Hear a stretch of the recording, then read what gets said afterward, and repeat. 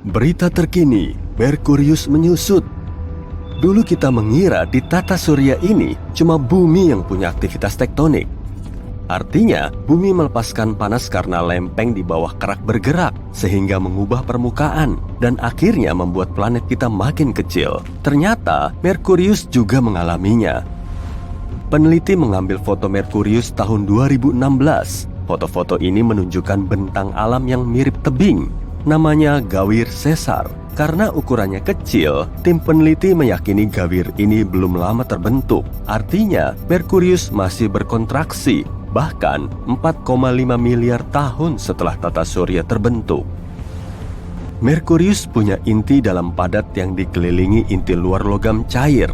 Logam cair ini masih melalui proses pendinginan. Sebenarnya, semua planet batuan masih dalam proses pendinginan dari saat pertama terbentuk. Saat bagian cair inti planet itu makin padat, planet ini berkontraksi dan menyusut.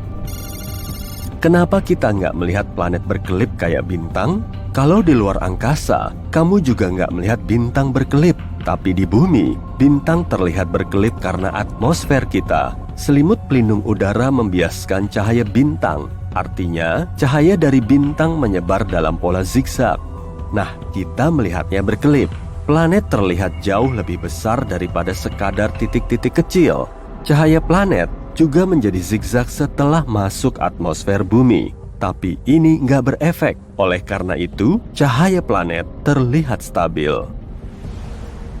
Kalau kamu bawa sekotak timah ke Venus, timah itu akan meleleh kayak es balok di bumi. Suhu permukaan Venus mencapai 482 derajat Celcius. Bahkan pesawat antariksa yang dikirim peneliti ke sana nggak bertahan lama. Tahun 1982, sebuah pesawat antariksa mendarat di sana dan cuma bisa bertahan 2 jam. Tapi peneliti masih dapat foto berwarna pertama dari Venus dan menganalisis tanah di planet itu.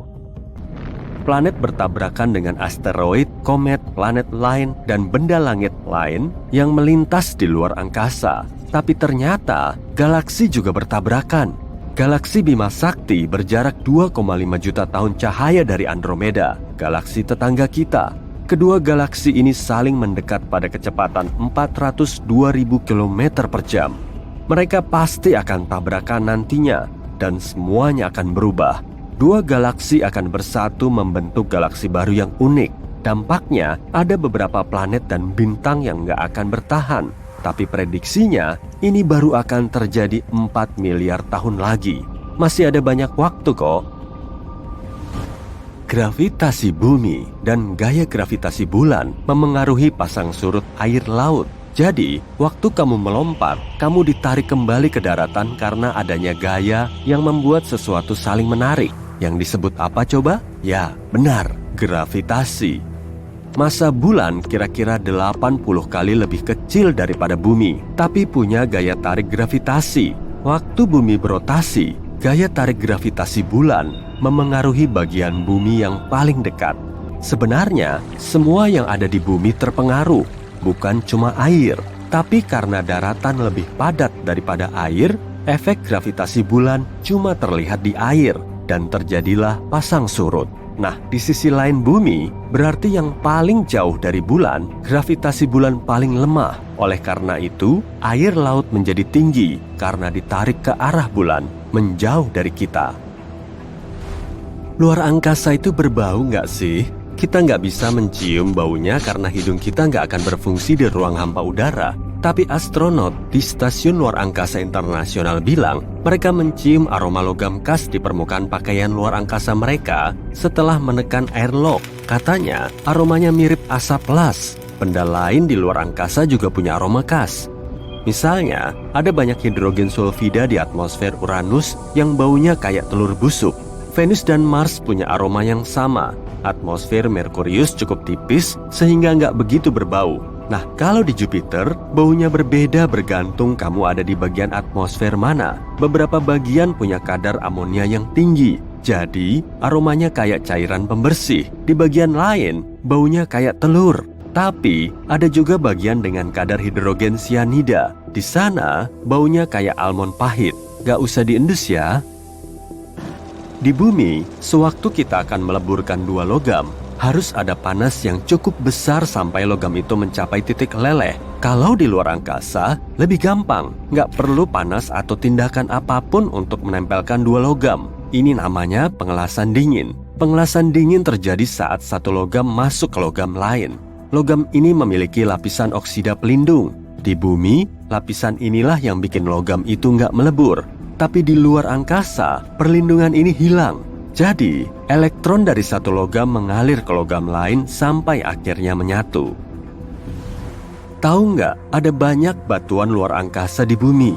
Tahun 1996, seorang ahli geologi menemukan sebuah batu di gurun Sahara.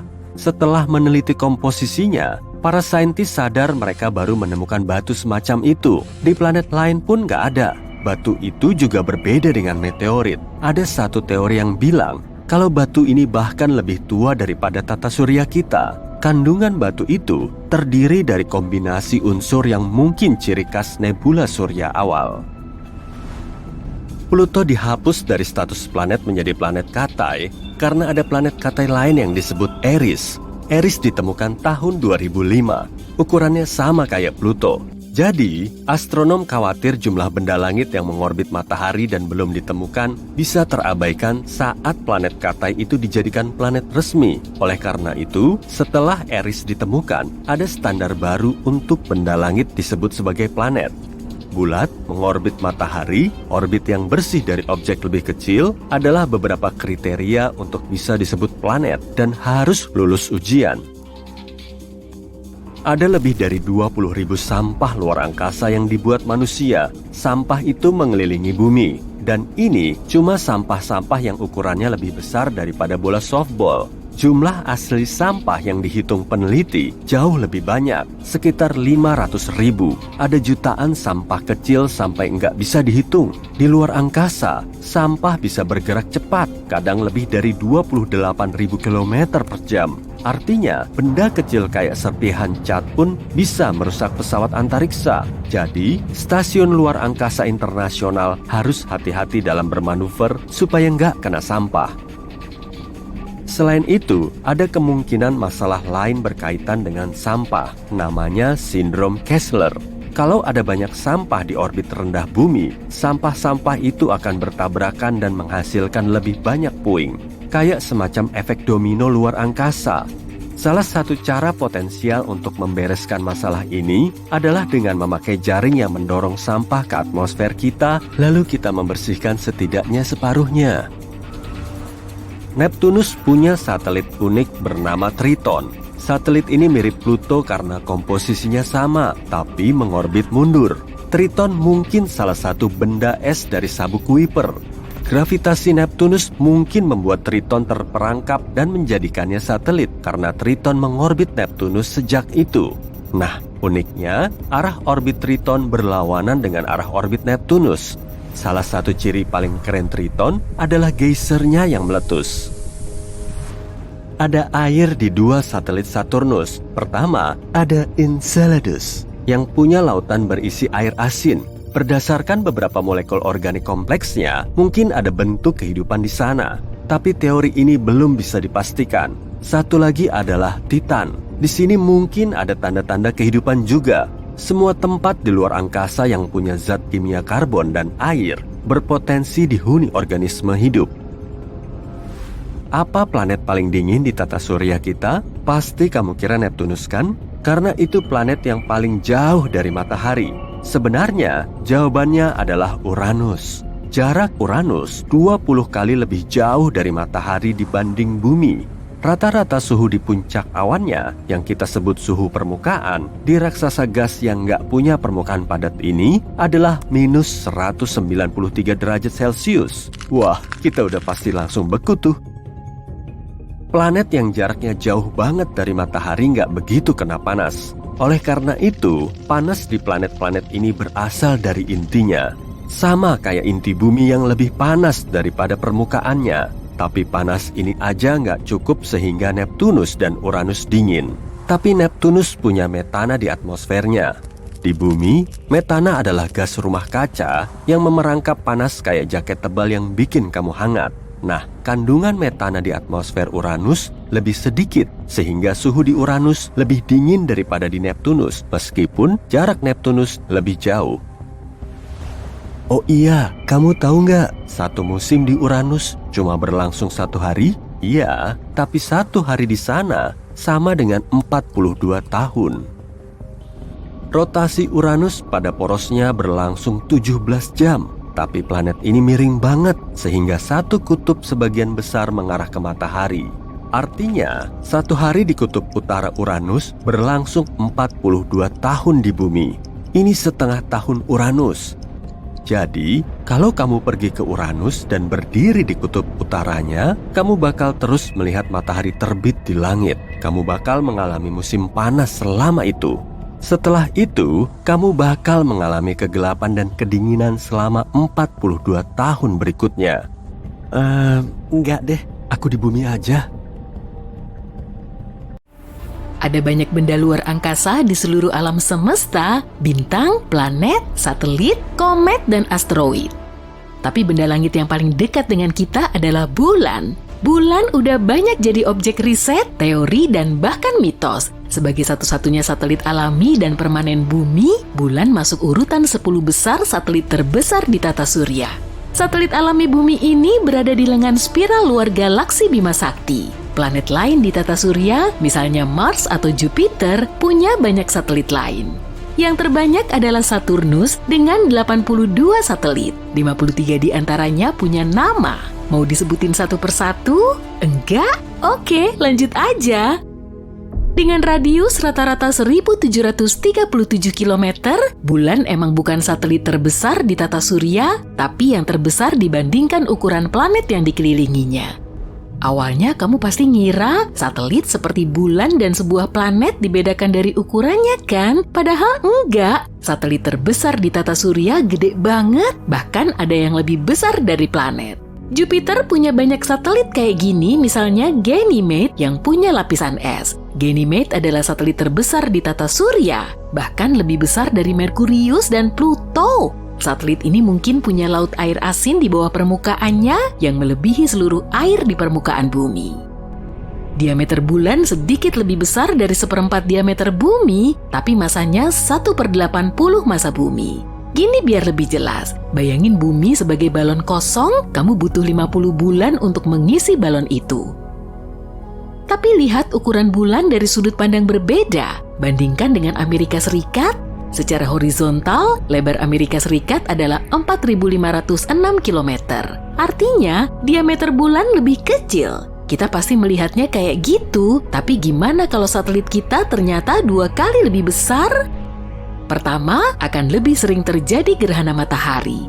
Dalam keadaan sekarang, gerhana matahari bisa terjadi 2-5 kali setahun, tapi 5 kali setahun itu jarang.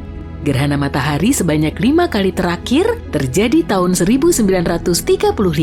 Kalau mau lihat lagi, tunggu tahun 2206 ya. Aku mungkin bisa ngelihat itu. Matahari dan bulan kayak seukuran kalau dilihat dari bumi, tapi nggak kaget juga sih kalau bintang yang kita kelilingi ini ternyata jauh lebih besar.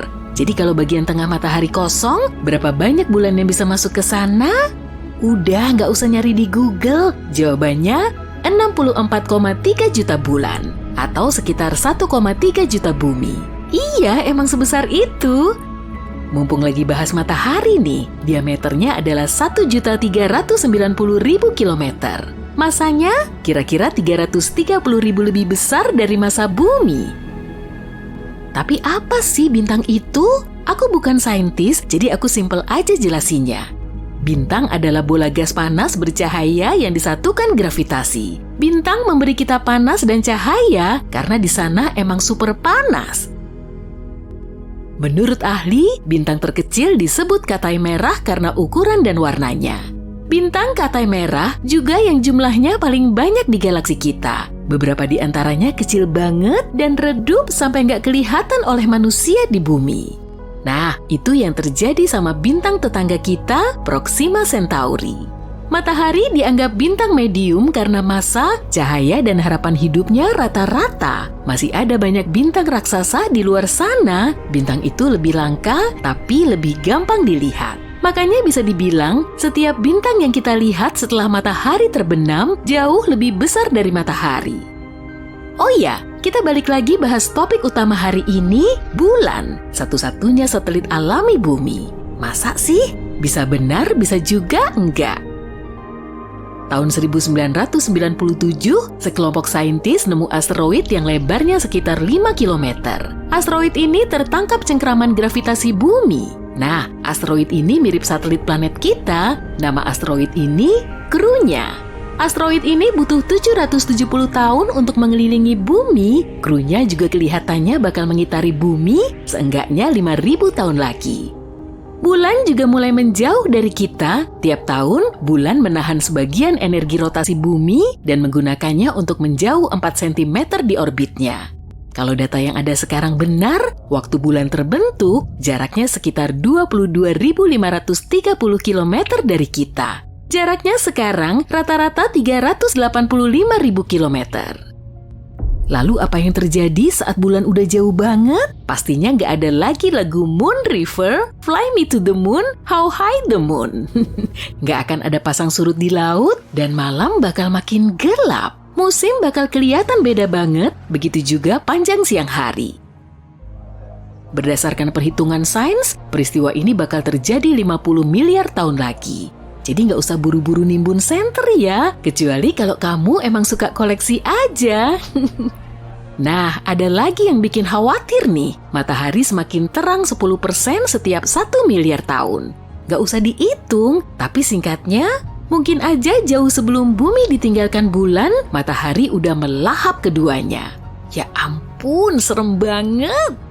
Tapi hey, kenapa planet disebut planet dan kenapa bulan bukan termasuk planet? Bulan emang lebih besar daripada beberapa benda lain di tata surya, yaitu planet. Gini, planet adalah benda langit yang melakukan 3 hal. Mengorbit bintangnya, bukan yang lain. Cukup besar untuk berbentuk bulat karena gravitasinya. Terakhir, punya kekuatan untuk menangkal debu atau puing di orbitnya saat mengelilingi matahari. Jadi kita menerima fakta kalau bulan nggak mengorbit matahari, tapi nggak benar-benar mengorbit bumi juga sih. Keduanya mengorbit suatu titik yang ada di tengah-tengahnya, yaitu barycenter. Letaknya sekitar 1.600 km di bawah permukaan bumi, tapi masih 4.800 km dari pusat planet kita. Karena barycenter ini terletak di bawah permukaan bumi, kita nggak menganggap bulan sebagai planet. Biar jadi planet, ukuran bulan harus sepertiga lebih besar atau jaraknya harus sepertiga lebih jauh agar barycenternya nggak tergantung sama permukaan bumi. Bulan emang punya ciri-ciri lain yang mirip planet, makanya benda langit ini spesial di tata surya kita. Pertama, bulan punya kerak, mantel, dan inti. Geologinya juga aktif dengan peristiwa seperti gempa bumi. Iya bener, namanya gempa bulan. Hei, apalagi yang ada di bulan ya? Ayo lanjut penjelajahan luar angkasa kita. Tunggu, gak kedengeran ya? Emang gak bakal bisa karena luar angkasa benar-benar hening. Gak ada atmosfer di luar angkasa, jadi suara gak punya medium atau jalan untuk merambat.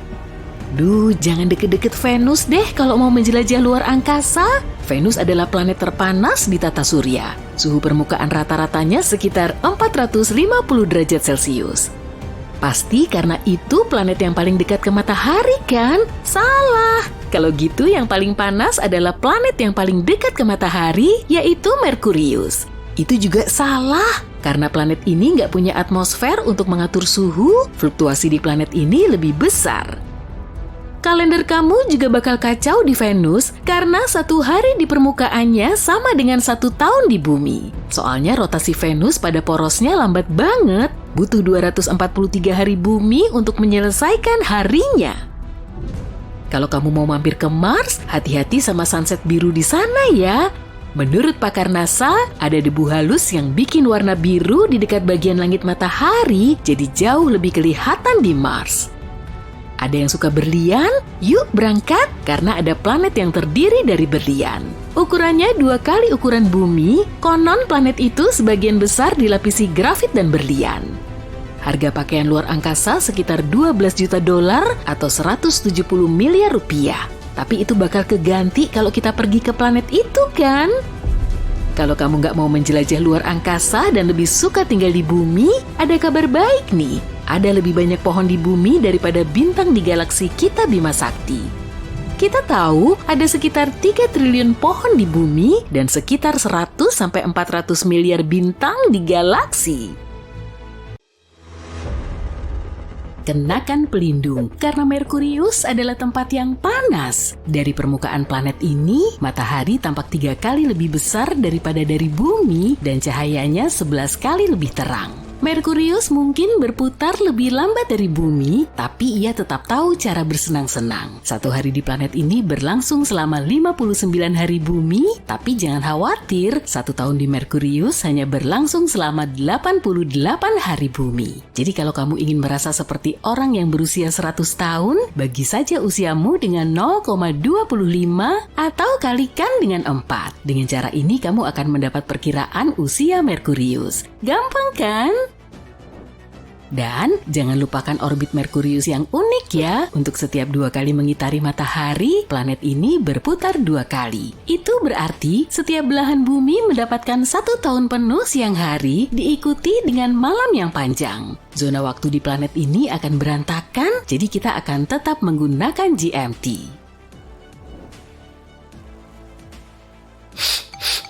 Apa ada yang lupa buang sampah? Kenapa bau telur busuk ya di sini? Maaf, ternyata karena kita berada di Venus sekarang. Dan aroma awan-awannya nggak kayak mawar.